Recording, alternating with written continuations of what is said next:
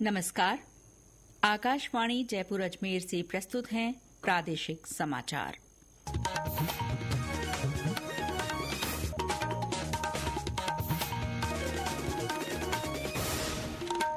मुख्य समाचार।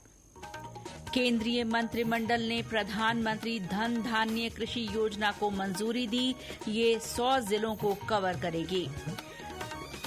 केंद्रीय गृह और सहकारिता मंत्री अमित शाह कल जयपुर आएंगे। दादिया गांव में सहकार और रोजगार उत्सव का उद्घाटन करेंगे। सामाजिक न्याय और अधिकारिता राज्य मंत्री रामदास अठावले ने कहा, एनडीए सरकार समानता के साथ देश के हर व्यक्ति को न्याय देने का प्रयास कर रही है।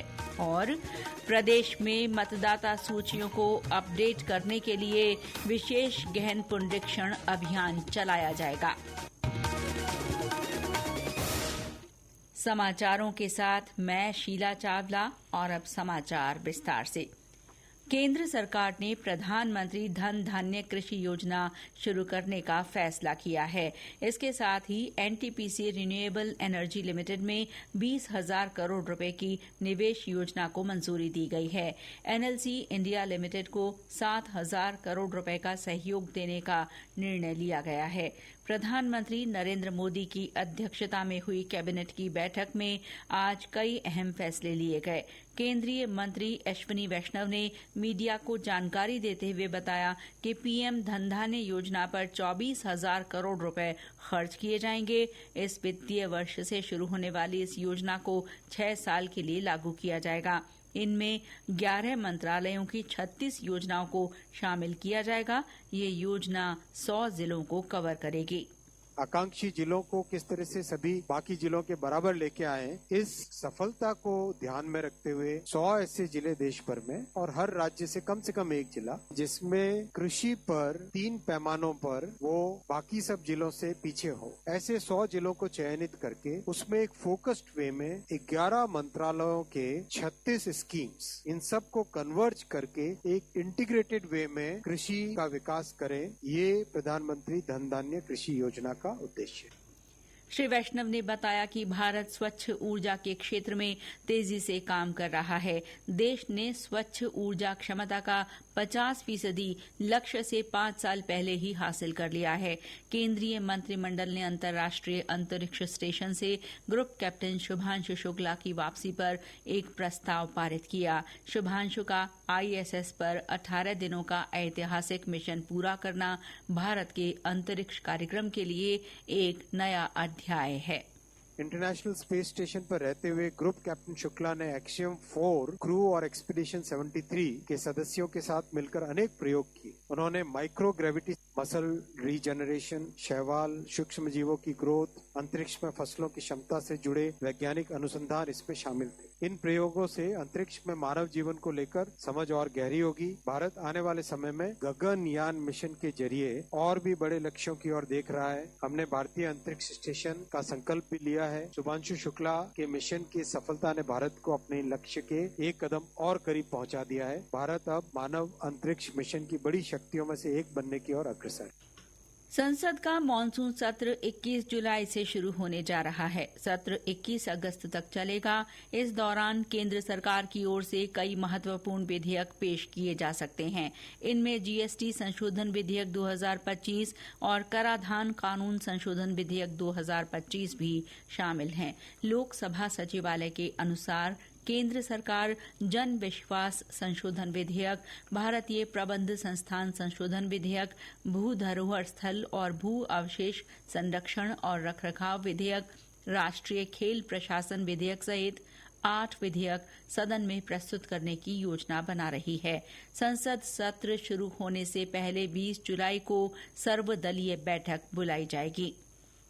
केंद्रीय गृह और सहकारिता मंत्री अमित शाह का कल जयपुर दौरे का कार्यक्रम है। श्री शाह कल दादिया गांव में सहकार और रोजगार उत्सव का उद्घाटन करेंगे। श्री शाह इस अवसर पर सरकारी नौकरियां पाने वाले नवचयनित 8,000 अभ्यर्थियों को नियुक्ति पत्र भी सौंपेंगे।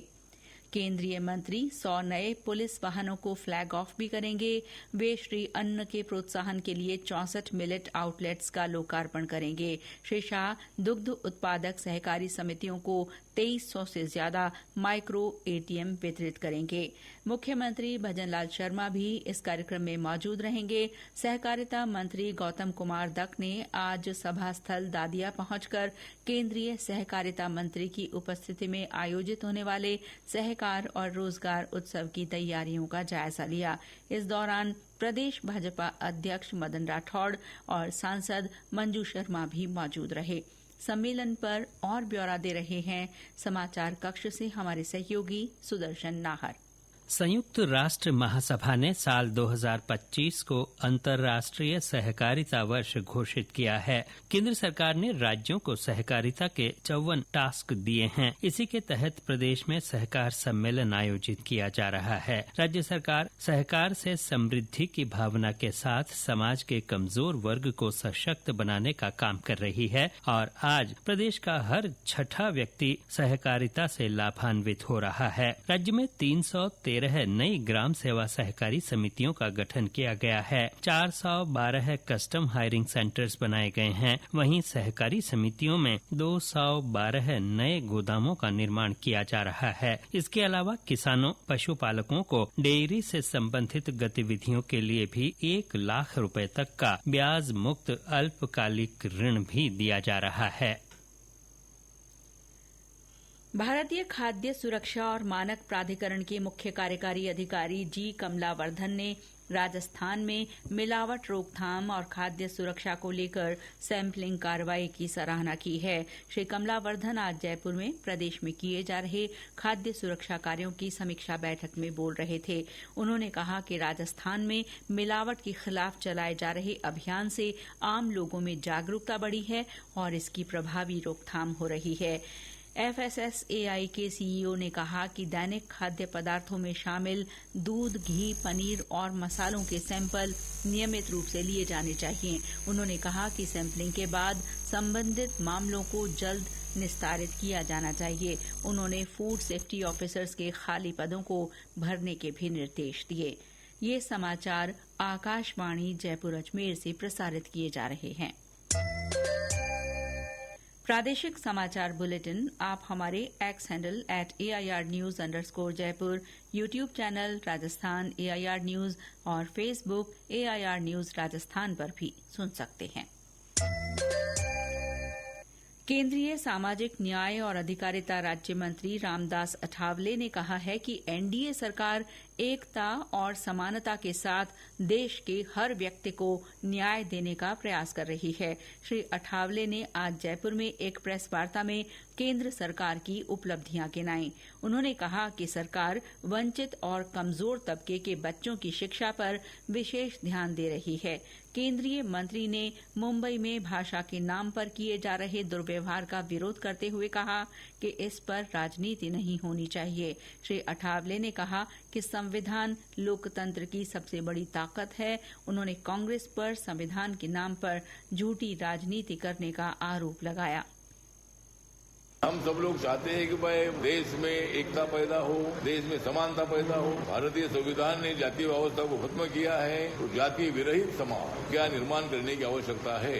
कांग्रेस के जो लोग हैं ये लोग संविधान दिखा कर समाज में फूट डालने का प्रयत्न कर रहे हैं। और आज हमें अभिमान है कि मैं मराठी भाषी हूँ, लेकिन मराठी के नाम पर वह गलत राजनीति कर रहे हैं। मुंबई में रहने वाले अनेक लोग, मुंबई के डेवलपमेंट में मराठी लोगों का बहुत बड़ा योगदान ही है, लेकिन नॉन मराठी लोगों का भी योगदान बहुत बड़ा है। लेकिन दादागिरी करना ना, इसका मेरी पार्टी विरोध करती है। प्रदेश में मतदाता सूचियों को अपडेट करने के विशेष गहन पुनरीक्षण अभियान चलाया जाएगा। इसमें बीएलओ घर घर जाकर मतदाता सूचियों के संशोधन का काम करेंगे। मुख्य चुनाव अधिकारी नवीन महाजन ने आज जयपुर में आयोजित राज्य स्तरीय विशेष गहन पुनरीक्षण प्रशिक्षण कार्यक्रम में ये जानकारी दी। उन्होंने बताया कि इससे पहले साल 2002 में वोटर लिस्ट रिवीजन का काम हुआ था। इसके लिए प्रदेश के 41 जिलों के 43 मास्टर ट्रेनर्स को प्रशिक्षण दिया जा रहा है, जो जिलों में जाकर बीएलओ और सुपरवाइजर्स को इस काम के लिए ट्रेनिंग देंगे। श्री महाजन ने बताया कि मास्टर ट्रेनर्स के द्वारा प्रशिक्षित बीएलओ राज्य के 5,75,00,000 मतदाताओं के घर पहुंचकर उनसे गणना प्रारूप भरवाएंगे और मतदाता सूचियों में संशोधन का काम करेंगे। और अब मौसम विभाग ने आज जयपुर और बीकानेर संभाग में कुछ स्थानों पर भारी बारिश की संभावना जताई है। वहीं कोटा संभाग में कल कहीं कहीं तेज बारिश हो सकती है। प्रदेश के पूर्वी और पश्चिमी हिस्सों में कल से भारी बरसात की गतिविधियों में कमी आने की संभावना है। हालांकि हल्की से मध्यम बरसात का सिलसिला बना रह सकता है। इस बीच बीते 24 घंटों में प्रदेश में सबसे ज्यादा 8 सेंटीमीटर बारिश श्रीगंगानगर के श्रीविजयनगर में हुई। बांसवाड़ा, डूंगरपुर, अलवर, चित्तौड़गढ़, कोटा, भरतपुर, अजमेर, बाड़मेर, जालौर, बीकानेर और हनुमानगढ़ में भी गरज के साथ हल्की से मध्यम बरसात हुई। लोकसभा अध्यक्ष ओम बिरला ने आज कोटा में भारी बरसात से प्रभावित इलाकों का जायजा लिया। इसके साथ ही वर्षा जनित हादसों का शिकार हुए लोगों के परिजनों से मुलाकात की। उधर करौली धौलपुर सांसद भजन लाल जाटव ने करौली में बैठक की। उन्होंने अधिकारियों को जल भराव वाले स्थानों को चिन्हित कर किसी भी तरह की आपदा से निपटने के लिए कंटिंजेंसी प्लान बनाने के निर्देश दिए। मानसून के दौरान साफ सफाई रखने और मौसमी बीमारियों से जुड़ी चुनौतियों से निपटने के लिए कोटपूतली बहरोड में विभिन्न जागरूकता गतिविधियों का आयोजन किया जा रहा है। सफाई अपनाओ बीमारी भगाओ अभियान के तहत आज पावटा क्षेत्र में साफ सफाई की गई। इस दौरान जलाशयों के आसपास के क्षेत्र को भी साफ किया गया। केंद्रीय माध्यमिक शिक्षा बोर्ड सीबीएसई ने स्कूलों में तेल बोर्ड स्थापित करने के निर्देश दिए हैं। विद्यार्थियों में स्वस्थ जीवन शैली को बढ़ावा देने के लिए ये पहल की गई है। सीबीएसई ने इस संबंध में सभी स्कूल प्रमुखों को पत्र लिखा है। इसमें स्कूलों में स्वस्थ भोजन और शारीरिक गतिविधियों को बढ़ावा देने को कहा गया है। बोर्ड ने विद्यार्थियों को सीढ़ियों का उपयोग करने, छोटे व्यायाम अवकाश आयोजित करने और पैदल चलने के मार्गों को सुगम बनाने के लिए भी कहा है। वैश्विक रोग भार जीबीडी 2021 मोटापा पूर्वानुमान अध्ययन के अनुसार भारत में अधिक वजन और मोटापे से पीड़ित वयस्कों की संख्या 18 करोड़ थी, जिसके बाद 2050 तक इसके 45 करोड़ होने का अनुमान है। और अंत में मुख्य समाचार एक बार फिर। केंद्रीय मंत्रिमंडल ने प्रधानमंत्री धन धान्य कृषि योजना को मंजूरी दी। ये 100 जिलों को कवर करेगी। केंद्रीय गृह और सहकारिता मंत्री अमित शाह कल जयपुर आएंगे। दादिया गांव में सहकार और रोजगार उत्सव का उद्घाटन करेंगे। सामाजिक न्याय और अधिकारिता राज्य मंत्री रामदास अठावले ने कहा, एनडीए सरकार समानता के साथ देश के हर व्यक्ति को न्याय देने का प्रयास कर रही है। और प्रदेश में मतदाता सूचियों को अपडेट करने के लिए विशेष गहन पुनरीक्षण अभियान चलाया जाएगा। इसके साथ ही प्रादेशिक समाचार बुलेटिन समाप्त हुआ। नमस्कार।